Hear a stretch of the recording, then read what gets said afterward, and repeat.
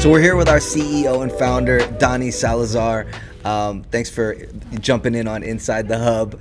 I think a lot of people are aware of who you are and MasonHub, but I don't think a lot of people really understand or know the origin story. So you want to give us a short kind of intro of like how MasonHub came about, Sure. and where you're from and all that. Yeah. So, I fell into logistics in a random way. I did not go to college to be in logistics. Okay. I fell into it. I started at an industrial supply company called McMaster Carr that would bring young talent right out of undergrad and drop them into their distribution center. And for me, I knew I wanted to go to business school, and it was a feeder into some of the top MBA programs. So Right. that was really my motive. But when I walked into the distribution center, for me, it felt like a playground. There were conveyors running around. There was a lot of action. It was super exciting. Full warehouse. Full warehouse. Yeah. It was probably 150,000 square feet. And they had, over 200,000 SKUs, I think, within their catalog. Okay. But it was a catalog business, so it was really a precursor to e-commerce. And I'm aging myself here because, now we don't think of catalog businesses. We Right. just go online and buy things and click. Right. But back then you would call into a call center and you'd buy your one or two widgets and they'd get sent to you via common carrier. So what I didn't realize was I was getting an e-com fulfillment experience before e-com was a thing. Right. Fast forward, I ended up going to get my MBA at Stanford, and post Stanford I thought I wanted to be a marketer, so I went and worked for Revlon for a few years, but really missed the excitement of being on the floor and being in operations. And there was a small startup at the time called Guild that was looking for a director of operations, and the rest was sort of history. I was really exposed there to the idea of fulfillment as a service, so we outsourced all of our fulfillment, and we grew from $8 million run rate to over $500 million in 4 years. Wow. So it's hyper growth. Again, we were launching fulfillment centers. We had a million different SKUs, literally a million SKUs in our catalog. We were launching all different product types from, we started with women's fashion, then went to men's, then went to beauty, then went to kids, home, food, you name it. Right. We were selling it. All high end. All luxury product. Right. And all flash sales. So also from an operations perspective, very different than traditional e-commerce in that your store essentially changed over every day. Right. So if you can imagine from an operations perspective, it was extremely complex. And you had to learn how to manage those flash sales, right? In Right. terms of Every getting- day the okay. stores changed essentially, right? Right. Imagine you walked into Saks and one day and the next day it was completely different product. And imagine trying to support that from an operations perspective was extremely complex. Right. So it was very exciting. We grew very quickly. And again, that's where I was exposed to outsourcing fulfillment. And, we had a lot of challenges. It was a new type of business. It was, unsupported by a lot of the fulfillment partners that existed at that time. There wasn't as much technology, and it was pretty antiquated. Most brands, were basically fulfilling to stores, and online was not really something that existed. Fast forward, I eventually became the COO of a couple different retailers and came up against the same issue. Right. Then moved, and after working for different brands as the number two, my goal was always to be an entrepreneur, but some may think this is weird to say, but in many ways I'm a risk-averse entrepreneur. So I really wanted to cut my teeth on other people's companies Right. to learn before I launched my own. And so I started as a consulting business, as an ops consultant, really just an outsourced COO, which I loved because I got to work and be exposed to a lot of different brands and Right. a lot of different companies and learning different ways that people manage their businesses. But what was unique about that is that was my first time that I was driving revenue, right? I was driving revenue for myself. And I was always the number two, and as the number two, I was always behind the scenes running the operations, finance, accounting, all those different functional areas, except for revenue. And when I started my consulting business, I was like, oh, I can actually do this. Right. And that gave me the confidence to say, well, now I feel like I understand fully how to run a company, so I'm going to start my own. And that was the genesis of MasonHub. Again, the genesis of MasonHub was my thesis from before starting the company was that, with the advent of technologies like Shopify, with social media marketing and getting to your customer, the barriers to entry into those functional areas were never lower, right? Right. To start before when Guilt launched, there was no Shopify didn't exist. Right. So you had to build everything, right? Now you had Shopify to market. There was no social media, or very, very Gen 1 of social media. Right. And all those functional areas were all easily accessible to people, and there were no more barriers to entry. You could start a fashion business fairly easily. But then operations was really the white space, right? And then there were all these different channels, and there was omni-channel. How do you support fulfillment for a retailer versus for a direct-to-consumer customer, right?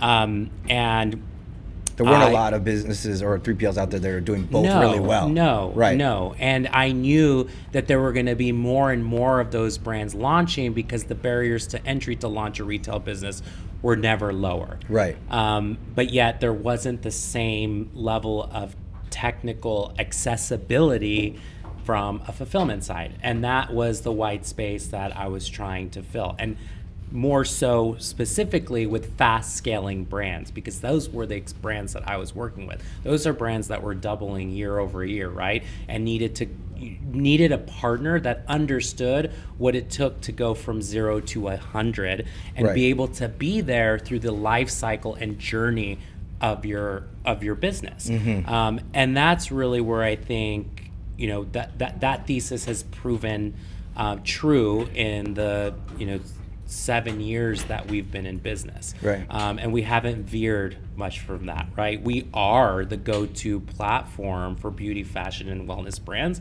that are looking to scale their businesses. And by scale, that could mean scale, more within direct to consumer.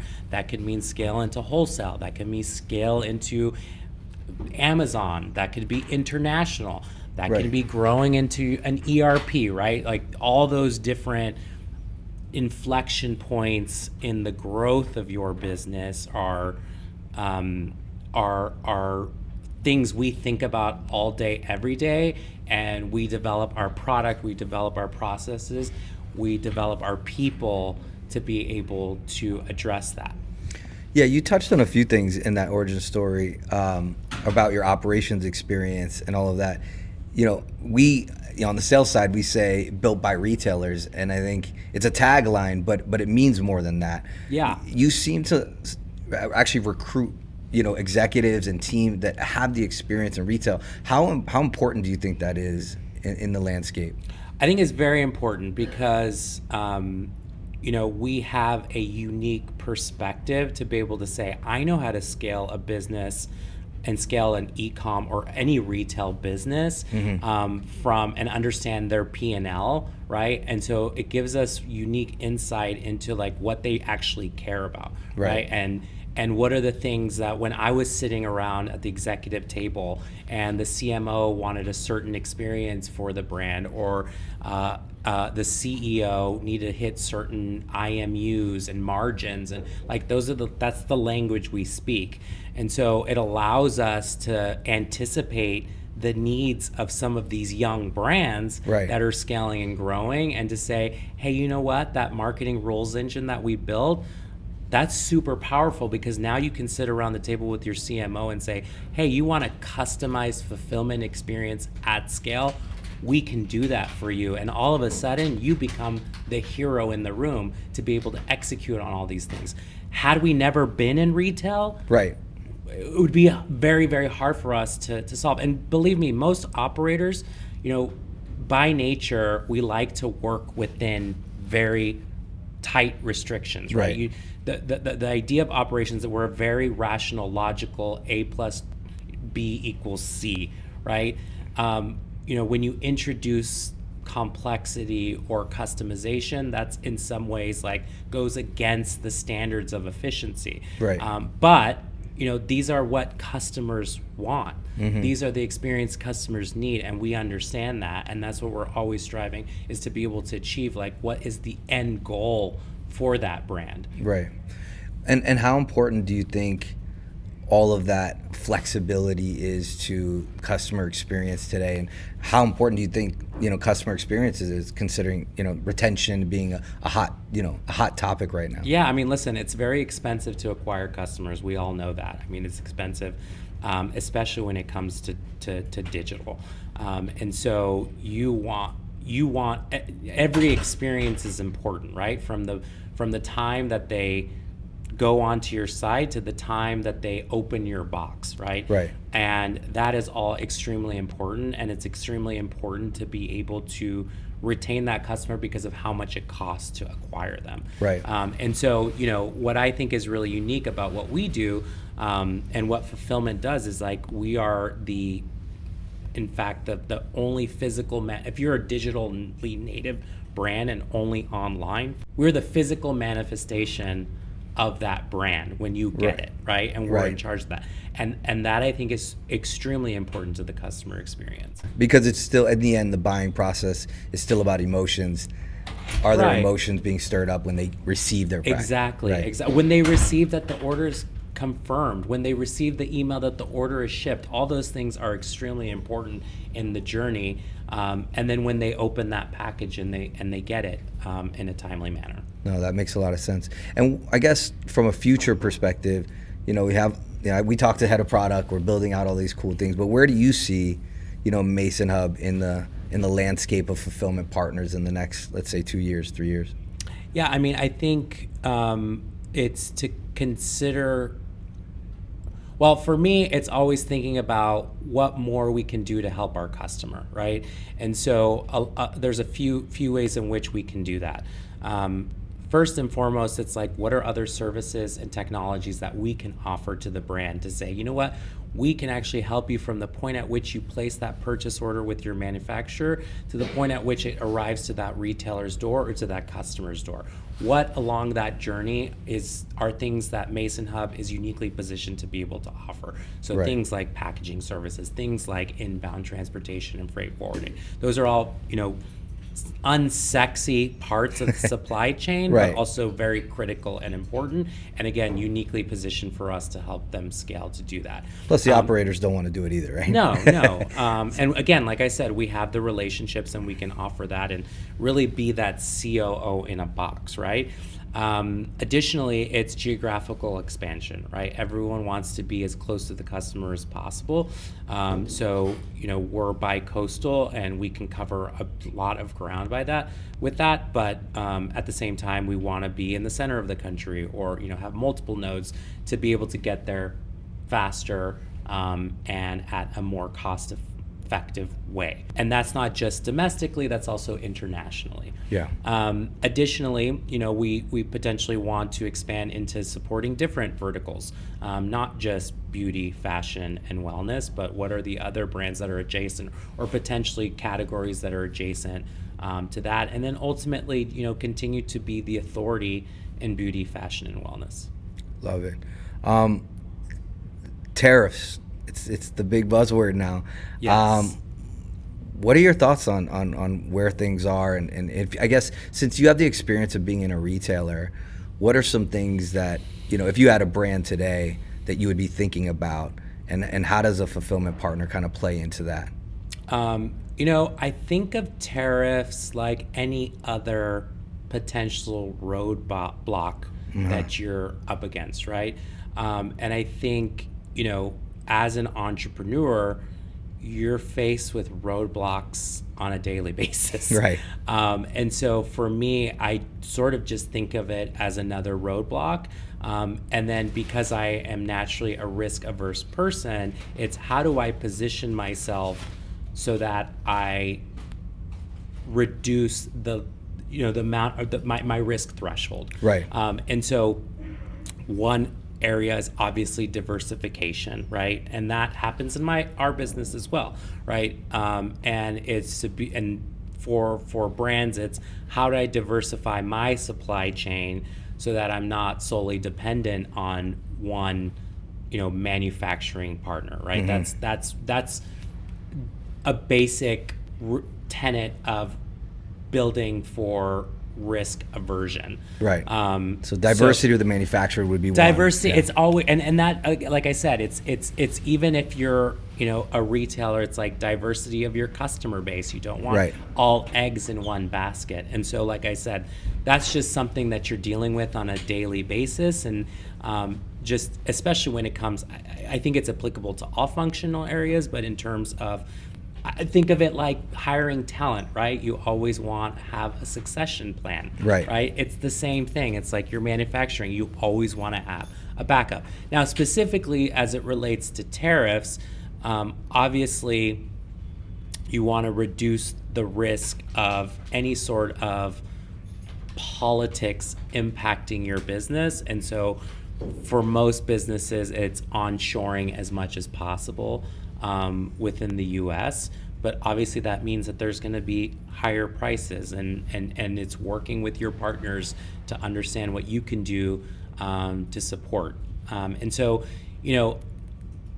and then ultimately, you can only control what's in front of you. I am one person. I cannot control what happens in the government. Right. But what I can control is the experience of my customers. What I can control is, bringing on new customers to help them continue to scale and grow their businesses. What I can control is the team and who we're building and who we're bringing on to help support these brands. And so, obviously you want to plan for the macroeconomic conditions that are happening, but at the same time, there's only so much that you can control, and to focus on those things that are within the control of MasonHub and our customers.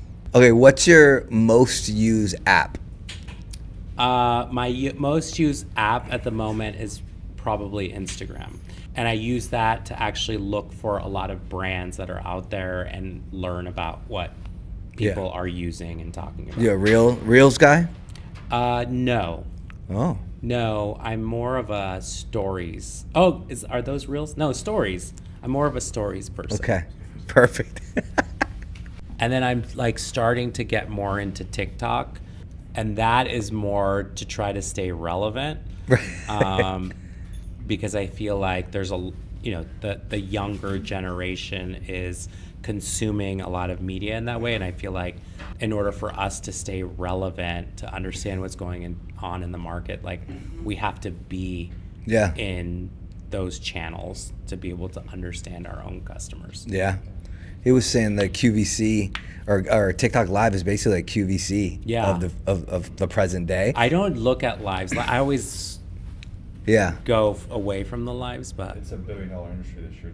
You know what I have seen? I've seen a lot of brands do their live in the warehouse. Live in the warehouse. Yeah, I was just talking about that. That'd be cool to do. Yeah. You'd be open People to that? would like that.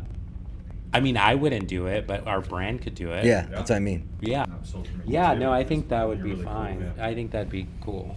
I'm sure you're working 7 days a week. That's kind of an entrepreneur. But when you do check out, like, what do you like to do? Is it a beach day? Like, what is it? What is it normally? Well, I live in LA for a reason. Okay. And one of the biggest reasons I left New York was for the weather. So what you'll often find that I'm doing on my free time is anything related to being outside. Got it. That could be hiking with my dog. Bronson. That could be laying by the pool. Mm-hmm. That could be having a beach day. LA is a great outdoorsy place. It's great for people that like to be outdoors, and we have really beautiful terrain, very high mountains and beautiful deserts. We have a lot of different microclimates, which I enjoy, and I enjoy being out in nature. Love it.